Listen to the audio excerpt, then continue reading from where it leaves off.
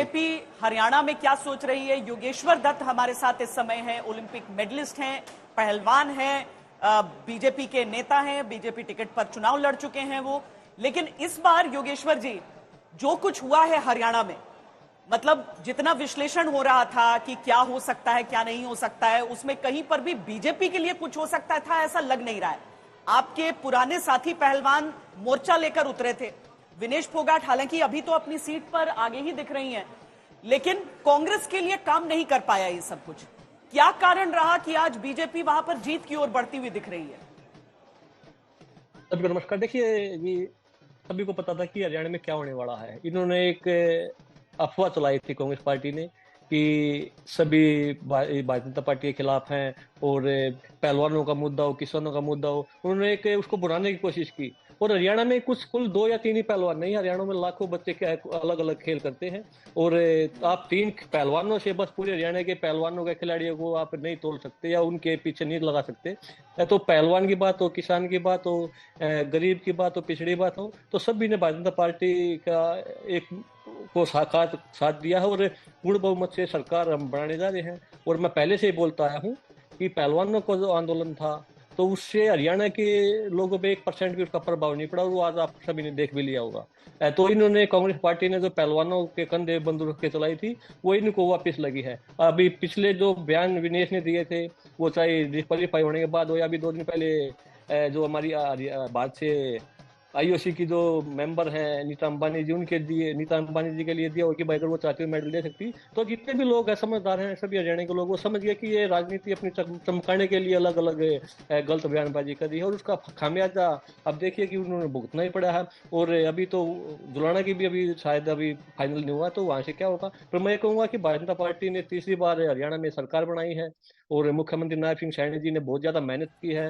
और जो यहाँ पे बिना पर्ची बिना खर्चे वाला जो एक माहौल बनाया गया था, बच्चे मेरिट के आधार पर जो लगे थे पूर्व मुख्यमंत्री नायब सिंह मनोहर लाल खट्टर जी की वजह से, तो उसका काफी प्रभाव पड़ा। आप किसी की भी लोगों के पास, बच्चों के पास जाओगे तो यही बोलते हैं कि भाई हम बिना पैसे के और बिना सिफारिश के हम लगे हैं।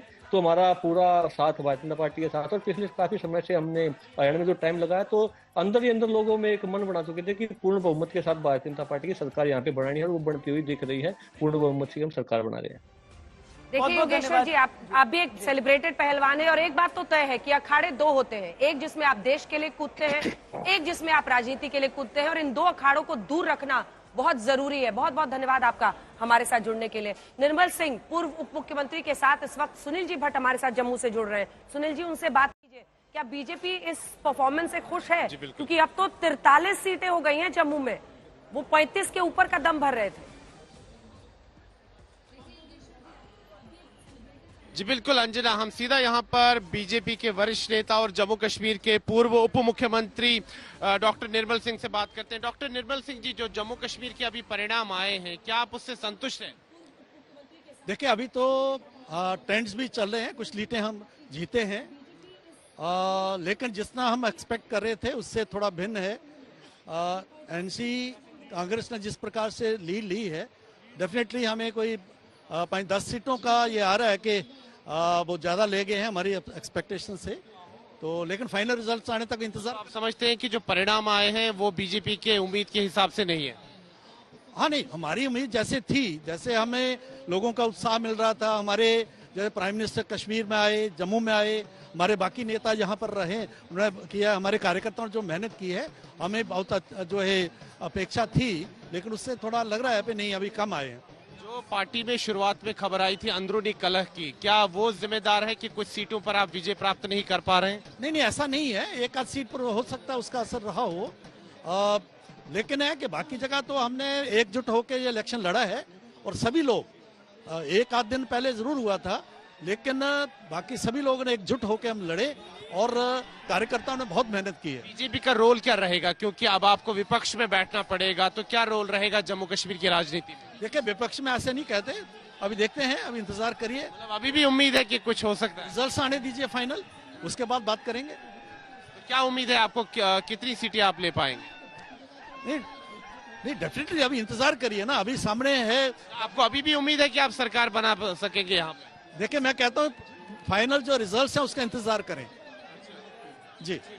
तो अंजना, आपने यहाँ पर सुना जो जम्मू कश्मीर के पूर्व उप मुख्यमंत्री है डॉक्टर निर्मल सिंह, उनका कहना है कि अभी परिणाम पूरे आने दीजिए, कुछ भी हो सकता है। यानी कि इनको अभी भी उम्मीद है कि हरियाणा जैसा कुछ उलटफेर हो सकता है, ऐसी आस में लगे हैं। लेकिन जो अभी तक आंकड़े आ रहे हैं, यही बात है कि कश्मीर के क्षेत्र में 47 में से 3 अन्य हैं। हालांकि वहां देखना होगा कि इंजीनियर राशिद का फैक्टर कितना काम किया है, और दूसरी तरफ 43 में 6 अन्य, अब 6 अन्य जो हैं वो बागी हैं या क्या है वो देखेंगे।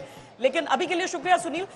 सीधे हिमांशु के पास चलते हैं, जो कि इस समय बीजेपी मुख्यालय पे मौजूद हैं। और हिमांशु, ये खबर आ रही है कि बीजेपी की जो हर बार एक पारंपरिक सेलिब्रेशन होते हैं कि जीत हासिल हुई और उसके बाद सेलिब्रेट करो उसका इसी मुख्यालय पर, उसकी तैयारियां शुरू हो गई हैं।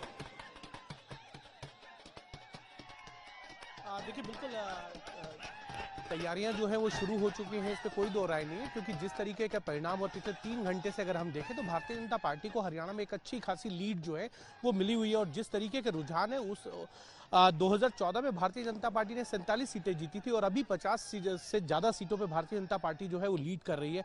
तो कहीं ना कहीं भारतीय जनता पार्टी को ये उम्मीद है इस बार की ये जो रुझान है ये नतीजों में जब तब्दील होंगे तो इसका पूरा जश्न मनाया जाएगा। और प्रधानमंत्री नरेंद्र मोदी खुद भारतीय जनता पार्टी के कार्यालय में आएंगे और कार्यकर्ताओं के साथ इस जश्न में शामिल भी होंगे और कार्यकर्ताओं को जो है जीत की बधाई भी देंगे। लेकिन इतना जरूर है, भारतीय जनता पार्टी के लिए हरियाणा में तीसरी बार सरकार बनाना कहीं ना कहीं एक तरीके से देखा जाए तो बहुत बड़ी बात है। क्योंकि एक ऐसी हैट्रिक जो हरियाणा में पिछले कई दशकों में देखने को नहीं मिली कि किसी पार्टी ने लगातार तीसरी बार जो है वो सरकार बनाई हो। 2019 में भारतीय जनता पार्टी की सीटें 47 से घट के 40 जरूर हुई थी, लेकिन वहां पे उन्होंने गठबंधन की सरकार बनाई और पूरे 5 साल सरकार चलाई।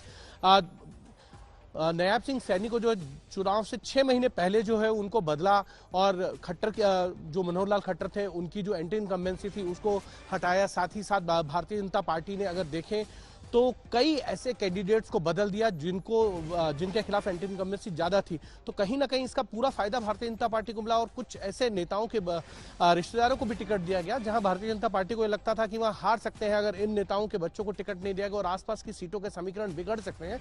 तो उन सब चीजों को लाया गया और साथ ही साथ किरण चौधरी को लाना कहीं ना कहीं भिवानी महेंद्रगढ़ के अंदर इसका फायदा भारतीय जनता पार्टी को मिला। और भारतीय जनता पार्टी की ये कोशिश रही कि धीरे धीरे जो है वो काम किया जाए और एक एंटी जाट सेंटिमेंट जो है उसको एक साथ लाया जाए और उसका फायदा उठाया जाए।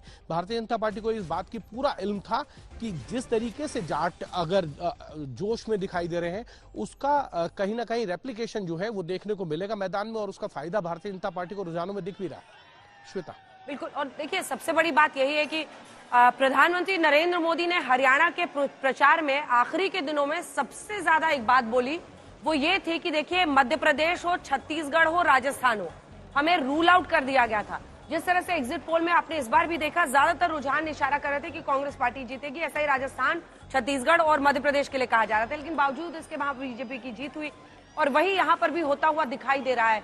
और मुझे लगता है कि एक बहुत बड़ी जीत के तौर पर इस जश्न को, क्योंकि बीजेपी अक्सर ऐसा जश्न मनाती भी है, बीजेपी दफ्तर पर शाम में जब प्रधानमंत्री पहुंचेंगे हो सकता है उनका संबोधन भी हो और वो इस बात को जरूर अंकित करेंगे कि किस तरह से उनकी पार्टी को रूल आउट किया गया था। बावजूद इसके उनको विश्वास था कि हरियाणा की जनता उनको समर्थन देगी, उनका सपोर्ट करेगी।